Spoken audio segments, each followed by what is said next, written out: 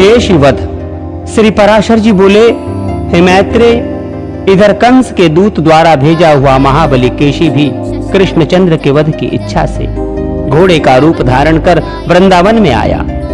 वो अपने खुरों से पृथ्वी तल को खोदता, ग्रीवा के बालों से बादलों को छिन्न भिन्न करता तथा वेग से चंद्रमा और सूर्य के मार्ग को भी पार करता गोपों की ओर दौड़ा।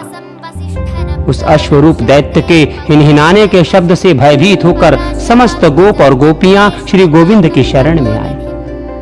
तब उनके त्राही शब्द को सुनकर भगवान कृष्णचंद्र सजल मेघ की गर्जना के समान गंभीर वाणी से बोले, हे गोपालगण, आप लोग केशधारी अश्व से न डरें। आप तो गोप जाति के हैं, फिर इस प्रकार भयभीत होकर आप अपने विरोचित पुरुषार्थ का लोभ क्यों करते हैं? यह अल्पवीर्य, हिनहिनाने से आतंक फैलाने वाला और नाचने वाला दुष्ट अश्व जिस पर राक्षसगण बलपूर्वक चढ़ा करते हैं, आप लोगों का क्या बिगाड़ सकता है? इस प्रकार गोपों को धैर्य बंधाकर वे केशी से कहने लगे, अरे दुष्ट, इधर आ। पिनाकधारी वीरभद्र ने जिस प्रकार पुषा के दांत उखाड़े थे, उसी प्रकार मैं कृष्ण तेरे मुख से सारे दांत गिरा दूंगा। ऐसा कहकर श्री गोविंद उछल कर केशी के सामने आए और वो अश्वरूपधारी दैत्य भी मुंह खोलकर उनकी ओर दौड़ा। तब जनार्दन ने अपनी बाहें फैलाकर उस अश्वरूपधारी दुष्ट दैत्य के मुख में डाल दी। केशी के मुख में घुसी हुई भगवान कृष्ण की बाहों से टकराकर उसके समस्त दांत शुभ्र मेघ खंडों के समान टूटकर बाहर गिर पड़े। द्विज, उत्पत्ति के समय से ही उपेक्षा की गई व्याधि जिस प्रकार नाश करने के लिए बढ़ने लगती है, उसी प्रकार केशी के देह में प्रविष्ट हुई कृष्णचंद्र की भुजा बढ़ने लगी। अंत में होठों के फट जाने से वो फेन सहित रुधिर वमन करने लगा और उसकी आंखें स्नायु बंधन के ढीले हो जाने से फूट गई। तब वो मलमूत्र छोड़ता हुआ पृथ्वी पर पैर पटकने लगा। उसका शरीर पसीने से भरकर ठंडा पड़ गया और वो निश्चेष्ट हो गया।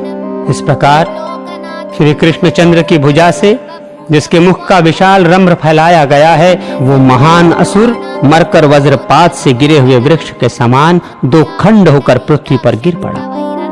केशी के शरीर के वे दोनों खंड, दो पांव, आधी पीठ, आधी मूंछ तथा एक एक कान, आंख और नासिका रंध्र के सहित सुशोभित हुए।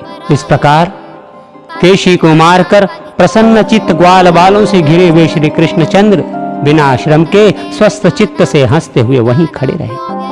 केशी के मारे जाने से विस्मित हुए गोप और गोपियों ने अनुरागवश अत्यंत मनोहर लगने वाले कमल नयन श्री श्याम सुंदर की स्तुति की। विप्र, उसे मरा देख मेघ पटल में छिपे हुए श्री नारद जी हर्षित चित्त से कहने लगे, हे जगन्नाथ, हे अच्युत, आप धन्य हैं, धन्य हैं।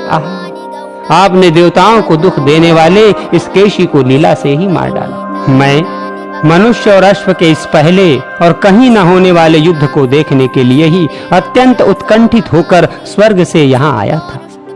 हे मधुसूदन, आपने अपने इस अवतारों में जो जो कर्म किए हैं, उनसे मेरा चित्त अत्यंत विस्मित और संतुष्ट हो रहा है।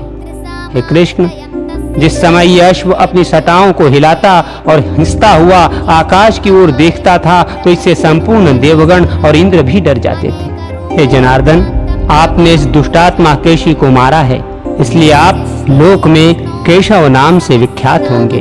हे केशी निषूदन, आपका कल्याण हो। अब मैं जाता हूँ। परसों कंस के साथ आपका युद्ध होने के समय मैं फिर आऊंगा।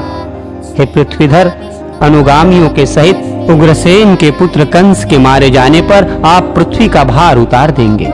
हे जनार्दन, उस समय मैं अनेक राजाओं के साथ आप आयुष्मान पुरुष के किए हुए अनेक प्रकार के युद्ध देखूंगा।